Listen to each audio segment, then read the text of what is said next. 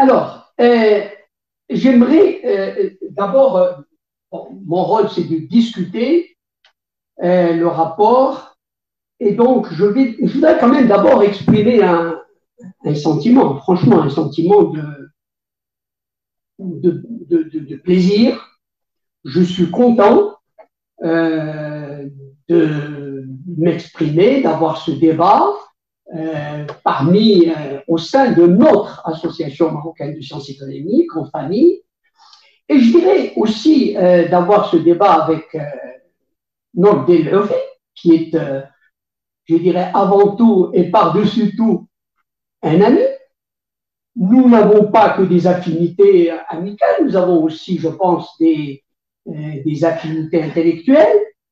Nous avons, je crois, des valeurs communes. Nous avons eu, probablement, je vais y arriver, probablement aussi souvent, même assez souvent, des positions communes. Et donc, je ne voudrais pas, je sais bien que, et crois-moi, parler aux membres de la commission est infiniment plus facile que de parler à l'ami.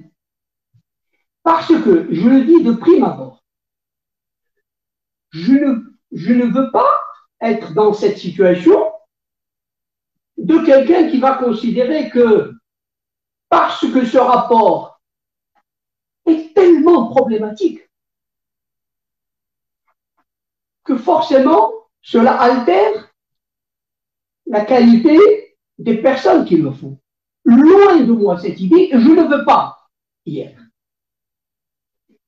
J'ai toujours dit que je considère que ce travail, et j'ai toujours fait la différence entre les membres en tant que tels, qui ne méritent que respect et amitié, et le rapport lui-même. Simplement, je peux croire qu'à un moment, je peux comprendre que l'on puisse faire des appréciations différentes, comme on vient de l'écouter. Et si vous voulez, je peux comprendre qu'on puisse être dans cette posture de quelqu'un qui se dit, ben oui, après tout, on a essayé tellement de choses, ça a le mérite d'exister, allons-y. Même si, on le sait, on ne le répétera jamais assez, cette aventure est encadrée de bout en bout par le système. Et donc, si vous voulez, moi, je suis là, je dirais simplement pour discuter, pour expliquer, pour dire pourquoi et comment. Alors, les fondamentaux du système étant toujours aussi présents, aussi pesants, eh bien, ce n'est pas jouable. Ce n'est pas viable, ce n'est pas fiable. Et évidemment, je vais essayer donc, et je dirais même, j'ajouterais même que les bonnes intentions, les meilleures bonnes intentions, qui sont très abondantes dans ce rapport, malheureusement ne peuvent que se fracasser sur les rochers du dogmatisme et de l'autoritarisme. Alors, peut-être que le deuxième point en observation que je voudrais dire, c'est tout simplement, je voudrais simplement dire que toi comme moi, depuis le 25 mai, on a beaucoup parlé en public. On s'est exprimé. Donc, je suppose sincèrement, je ne souhaite pas reprendre simplement. J'aimerais que dans cette rencontre, on puisse aller plus loin. Et donc, à chaque fois, partir, considérer, que les gens connaissent, savent nos thèses, savent ce que nous racontons sur telle ou telle chose, mais par contre, ils veulent profiter de cette occasion pour aller plus loin, pour essayer de comprendre le pourquoi et le comment des choses. Voilà un peu la disposition dans laquelle je me trouve et avec laquelle je voudrais aborder ce débat. Alors, je vais organiser un peu, disons, ma discussion autour de 3 groupes de questions, de questionnements. Ben oui, la première, ce sont des questions de méthode. Ce sont des questions de méthode. méthodologiques. La deuxième, ce sont des questions de débat. Et non en débat. Les questions en débat. Et puis la troisième, ce sont des questions de perspective, ou si vous préférez, en perspective. Voilà. Méthode, débat, perspective. Alors, les questions de méthode. J'ai essayé, tu vas voir, on va se recouper sur plusieurs choses. 5 questions. 5 questions. La première, elle est toute triviale. Chacun peut aisément constater qu'on a là un travail appréciable. Un livrable, comme tu dis, qui est composé d'un rapport général de 170 pages, un résumé de 16 pages, des annexes, 2 documents annexes de 90, je crois, et un autre de 350 pages, et puis j'ajouterai, il y a les interventions des membres de la commission. Depuis le début, les membres de la commission se sont exprimés, et tu me permettras, et je le montrerai, que de ci et de là, il y a quand même plus que des nuances. Et ce que tu exprimes en particulier personnellement, toi personnellement, en tant que membre, mais tu es l'ange d'énergie, tu exprimes une sensibilité et la manière avec laquelle aussi, il n'y a pas que le fond, il y a aussi la forme, tu exprimes les choses d'une manière qui est quelque part tout de même décalée par rapport à ce qui est écrit. Ce qui est écrit dans les documents. Alors, je dirais, si vous voulez, c'est classique, un livrable, c'est une synthèse, un rapport général, et puis des annexes. Et je voudrais là clarifier les choses. Je ne veux prêter de mauvaises intentions à personne. Et on sait, dans ce type d'exercice, les messages essentiels, on les met dans les résumés. Parce qu'on sait que 80% des gens vont lire le résumé. Les choses importantes sont dans le rapport général. Et les choses annexes, c'est vraiment annexe. Ça veut dire annexe au sens où des choses qui sont secondaires, auxiliaires, voire mineures, on les renvoie dans les annexes. C'est une méthode de gestion de ce type de livrable. Et tu l'as dit, dans une commission, il y a différents points de vue, mais au-dessus, il y a le gestionnaire en chef du livrable, et le gestionnaire en chef du livrable gère de cette manière les choses. Oui, bien sûr que on n'a pas parlé de la réforme fiscale dans le rapport général ou encore moins dans le résumé. Il faut dire quelque chose sur la réforme fiscale. Allez,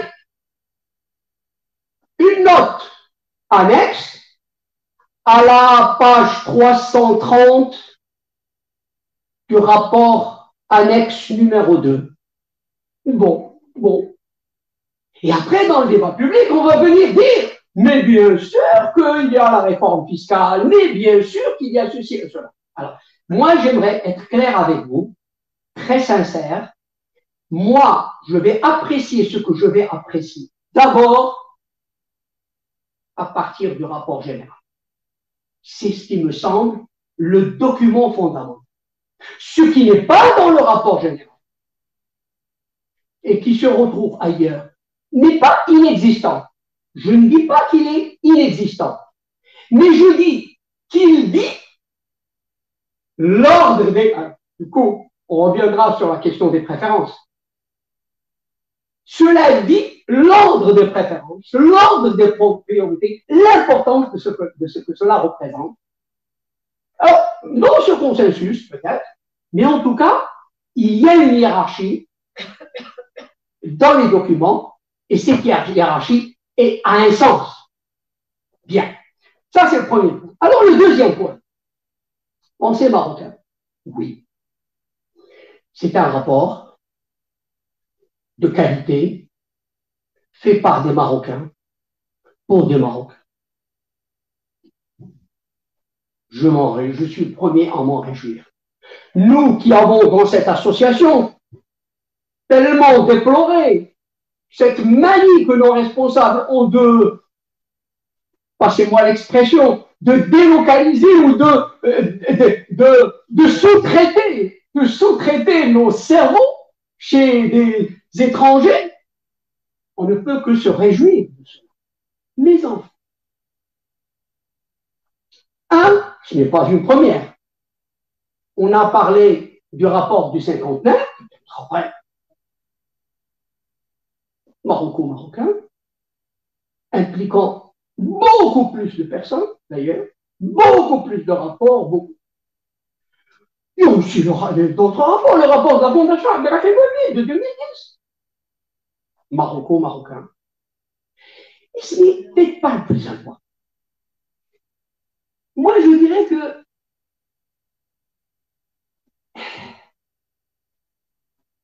il y a l'envers et il y a le revers. Le fait qu'un rapport puisse être rédigé dans les conditions que je constate, et je reviendrai en plein. Dans ce contexte, le fait que le rapport soit fait par des Marocains, peut-être peut comporter un biais. Quel est ce biais? Disons-le clairement.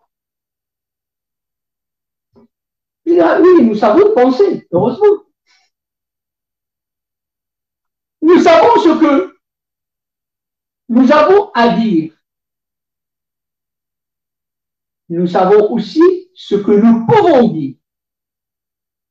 Nous ne savons pas ce qui est permis de dire, ce qui n'est pas permis de dire. Je veux dire par là que, soyons clairs, et tu as été très honnête, et je pense d'ailleurs que tu as tout dit quand tu as dit que nous travaillons dans un cadre institutionnel accepté, qui est encadré par une constitution, celle de 2011, et à la limite, on a tout dit à partir de ce moment. Et je vais y revenir plusieurs fois. Mais il faut savoir qu'au-delà d'ailleurs du texte, nous sommes aussi dans une pratique. Et nous ne nous mentons pas à nous-mêmes. Nous savons ce que nous pouvons dire et nous savons aussi ce que nous ne pouvons pas dire. Nous ne pouvons pas tout dire. Moi, je ne peux pas tout dire. Et la Constitution, d'ailleurs, ne me le permet pas. Et donc, quel est le problème? Le problème, c'est qu'il me semble qu'on a intériorisé l'autocensure. On a intériorisé l'autocensure. On a, d'une certaine façon, intériorisé les lignes rouges. Et les lignes rouges dont tu parles, bien évidemment, je ne doute pas une seconde, je dis, que, compte tenu de la qualité des personnes dans l'instance fermée,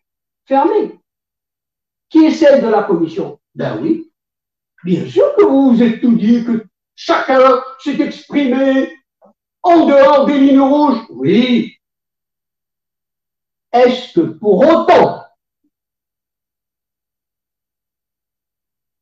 ce débat, dans sa pluralité, dans sa diversité, se retrouve dans ce document? Non.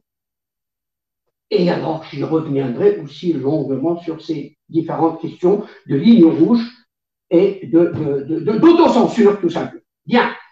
Alors, la troisième question, c'est la voie marocaine du développement. La voie marocaine du développement, alors, je rappelle des choses qui sont connues, on ne va pas. Dans le rapport, il y a 3 éléments, 3 principes. 1, priorité aux fondamentaux du développement. L'éducation, la santé, la durabilité, etc. Le développement qui ne se réduit pas à la croissance, évident. Pas évident, pas sûr. La recherche optimale et dynamique entre État, marché, entre public, privé, efficacité.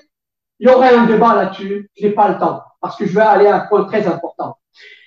Autant je peux te suivre sur le ou qui est exclusif, est-ce pour autant que le et est inclusif? Est-ce qu'il n'est pas au contraire, qu'il ne peut pas au contraire être tout simplement anesthésiant, stérilisant? C'est une question, c'est un débat. Mais je voudrais en fait aller au troisième point qui me paraît en véritable. Parce que tout ça, je ne vois pas où est la particularité. Quel modèle, entre guillemets, de développement digne de ce nom ne cherche pas les fondamentaux du développement, ne cherche pas le développement plutôt que la croissance, ne cherche pas le meilleur équilibre entre États, tout ça n'a rien de particulier. Par contre, le troisième point est particulier. C'est quoi? Alors, on nous dit, c'est l'articulation des différentes temporalités du développement. Et alors pour restituer, je pense que c'est important quand même de le dire. Alors on aurait une distinction entre ce qui est stratégique, des choix stratégiques de long terme, et ce qui serait des programmes, des politiques publiques de court terme. Et alors, à la limite, tout ça c'est banal, c'est trivial. Là où on veut, il y aurait une particularité marocaine. C'est qu'on lui dit que au Maroc, il y a une institution qui est intemporelle. La monarchie est une institution intemporelle. Et parce qu'elle est simplement intemporelle, c'est ça qui est intéressant, parce qu'elle est intemporelle, et donc qu'elle transcende les quinquennats, elle aurait le privilège, l'exclusivité de définir les choix stratégiques.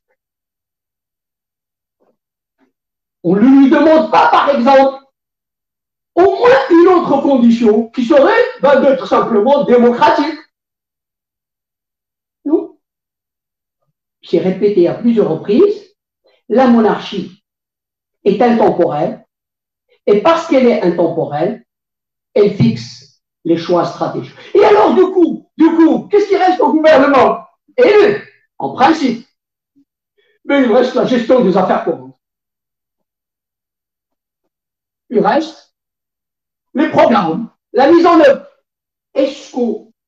Là, je vous assure, là, on est dans des choses de fond, dures. Est-ce qu'on imagine un système... Tenez, disons simplement, là, maintenant, il va y avoir des élections.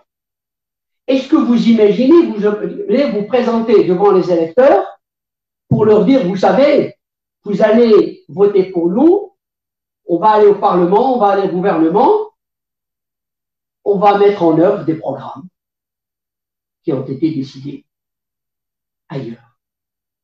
C'est ça. Est-ce raisonnable? Est-ce jouable? Peut-on convaincre les citoyens de cette relation? Peut-on convaincre les citoyens d'aller voter, de s'impliquer, d'adhérer, justement? Je reviendrai sur la question du consensus. Alors, je pense que là, réellement, là, c'est une particularité de la voie marocaine, mais qui est extrêmement dangereuse. J'y reviendrai à différents niveaux. Alors, on dit, en fait, et c'est là où je vais arriver à Kenneth Arrow et à Habermas, je pense qu'effectivement, alors, soyons clairs. D'ailleurs, comme j'ai dit, je me base aussi sur ce que tu as écrit. Tu as fait plusieurs papiers dans différents journaux, et donc j'ai repris aussi des passages de ceux. Je pense que le débat gagne effectivement à éclairer. Alors, quelle est la question? On dit que la réponse. Alors, d'abord, le problème, c'est le fameux théorème d'impossibilité. Les choix collectifs ne sont pas réductibles à la somme de choix des individus. Et on sait que Kenneth Arrow, en fait, a simplement repris ce qui était une prémisse, simplement une intuition de Condorcet, 2 siècles pratiquement avant. Et le théorème d'Arrow, en vérité, qu'est-ce qu'il signifie? C'est intéressant. il est en même temps une sorte de titillement, de remise en cause des hypothèses du marché qui ne marchent pas dans sa démonstration. Mais en même temps, c'est tout de même curieux de solliciter Kenneth Arrow, parce que d'abord, c'est un des fondateurs de ce qu'on appelle l'école néoclassique dite moderne, avec De Broglie, etc. C'est l'équilibre général, c'est lui. Ensuite, une lecture rapide. Et d'ailleurs, tout simplement, le débat. J'avais lu quelque part que le théorème d'impossibilité a donné lieu à quelques 4000 articles en 40 ans. C'est vous dire que ce n'est pas maintenant qu'on va régler cette question. Mais là où ce qui est important, c'est de comprendre qu'en réalité, l'idée essentielle, c'est quoi? C'est de montrer que l'État ne peut pas régler les problèmes de la population.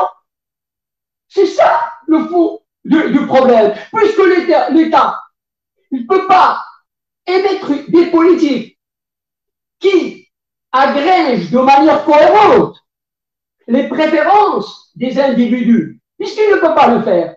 Et que donc ces politiques sont forcément mauvaises. Le corollaire idéologique.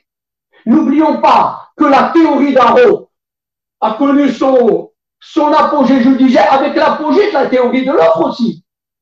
Si dans son théorème d'impossibilité, il l'a fait dans les années 50, mais la reprise, c'est quand il a eu son prix Nobel au début des années 70, je crois que ça devait être 71 ou 72, et qu'ensuite ça a convergé dans les années 80 avec de ce que j'appellerais le délire néolibéral.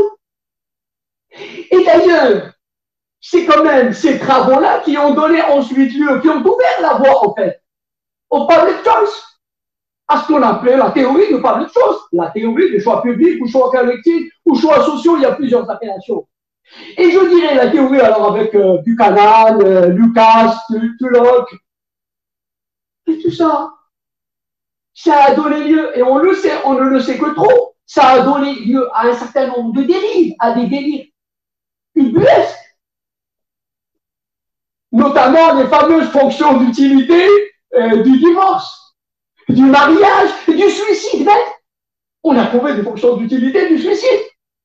Bon, si vous dire qu'on est, il me semble sincèrement qu'on est très, très, très loin tout de même de ce qui devrait être un environnement.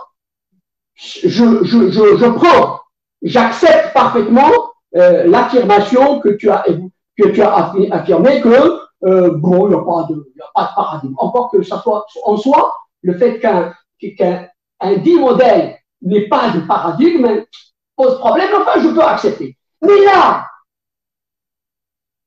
qu'est-ce qu'on va chercher? Est-ce que, en disant que, et c'est ce qui est écrit clairement, il n'y a pas d'expression d'agrégation des préférences individuelles, les préférences individuelles ne rejoignent pas l'intérêt collectif, etc. Donc, c'est l'impossibilité. Et faisant appel à Arrow, qu'est-ce qu'on veut montrer? Est-ce que c'est cela l'arme argumentaire? Je vais arriver à l'argumentation. Est-ce que c'est ça l'arme argumentaire? Alors, précisément pour ce qui est de l'argument. C'est-à-dire le consensus. Et effectivement, Habermas parle de l'argument. Et même il parle du meilleur argument. Du meilleur argument. Mais Habermas parle dans un contexte déterminé. Et tu l'as dit. Lui, son contexte, c'est ce qu'il appelle d'ailleurs la démocratie délibérative. La démocratie délibérative. Et d'ailleurs, oui, évidemment, il y a le processus délibératif, il y a l'importance des médias, très important. Très bien. Ça, c'est le monde d'Habermas. Est-ce que c'est le nôtre? Peut-on imaginer faire appel au consensus d'Habermas à partir des réalités du débat public? Du débat public que nous avons. Où est-ce que nous avons un débat public? ouvert. Nous l'avons dans des associations comme celle-ci. Oui, heureusement. Mais vous donnez des choses concrètes. Les médias officiels. Est-ce que quelqu'un a assisté, a vu un débat comme celui que nous avons ici? Est-ce que quelqu'un a assisté à un débat contradictoire entre des membres de la commission et d'autres personnes qui ne sont pas dans la commission, qui peuvent avoir des points de vue? Malheureusement, on a fait comme avant, comme toujours, c'est-à-dire que les médias se sont chargés de verrouiller, et on a fait comme on a fait toujours, de la propagande, de la com. Et d'ailleurs, évidemment, encore une fois, loin de moi l'idée de dire ou de laisser penser que les membres de la commission sont partie prenante de cette, je dirais, de la mascarade médiatique officielle. Non, je ne dis pas cela.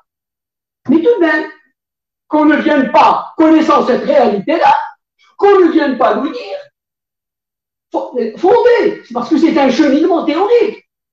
Il y a le théorème d'impossibilité, pour y répondre, il y a le consensus, et le consensus, c'est la démocratie délibérative. C'est ça le montage.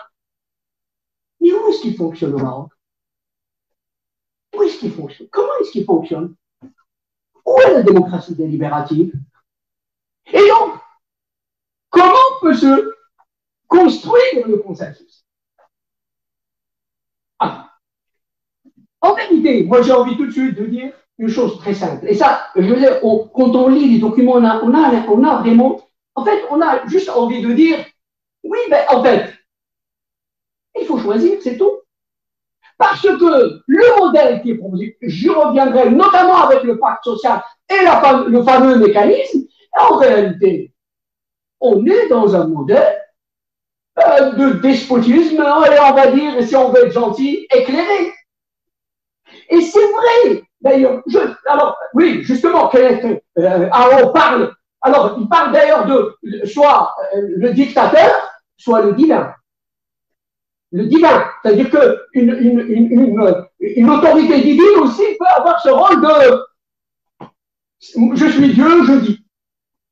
Je dis et je fais le consensus. Ou alors je suis le dictateur et je fais le consensus. Bon.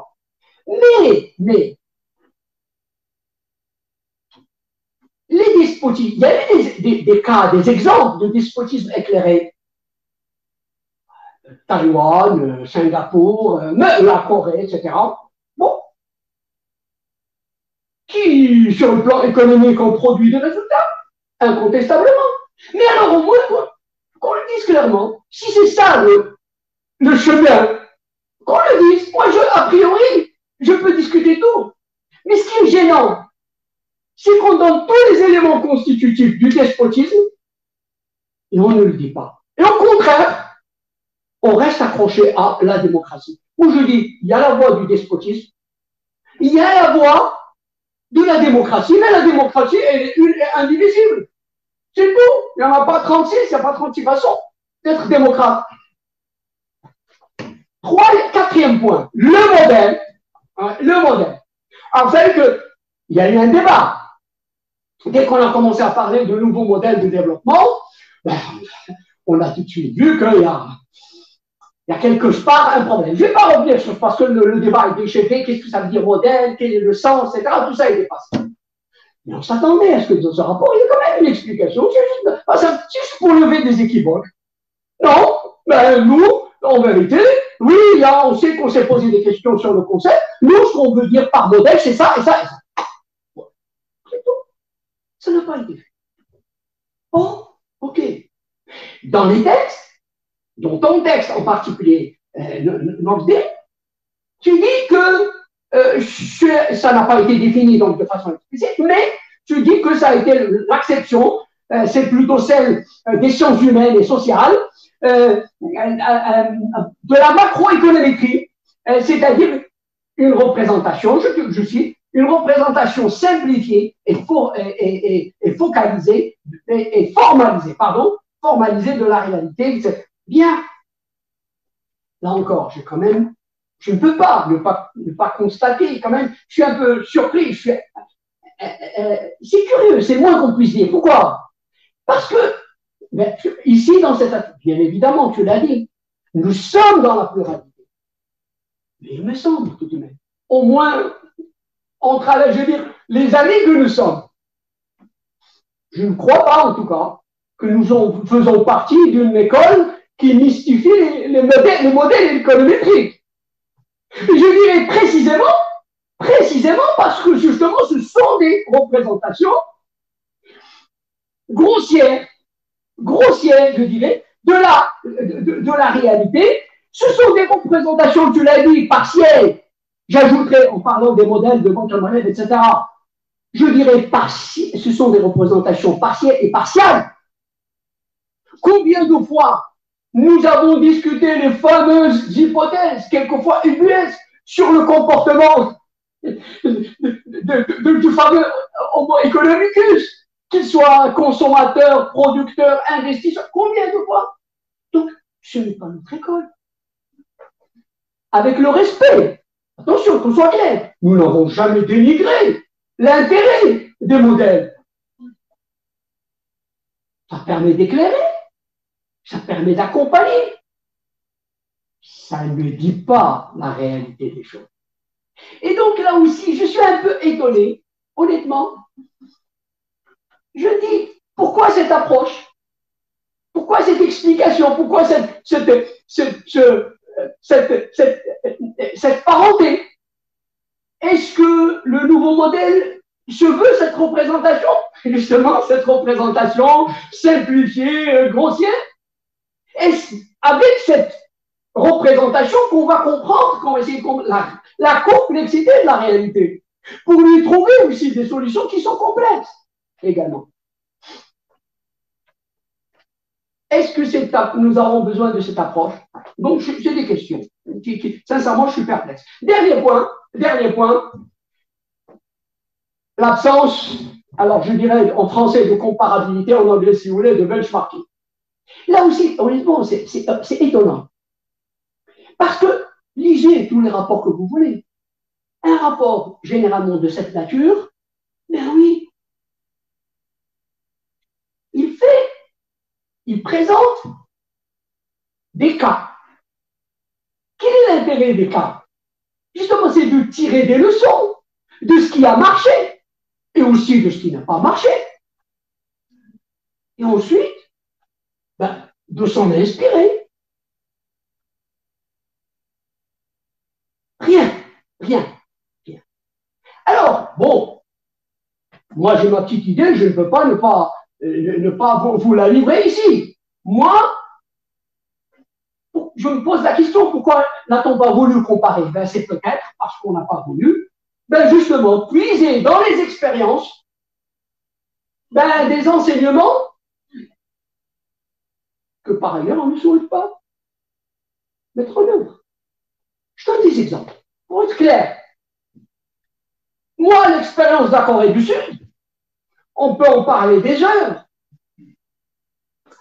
On sait la similitude des situations du début des années 60 jusqu'au début des années 70.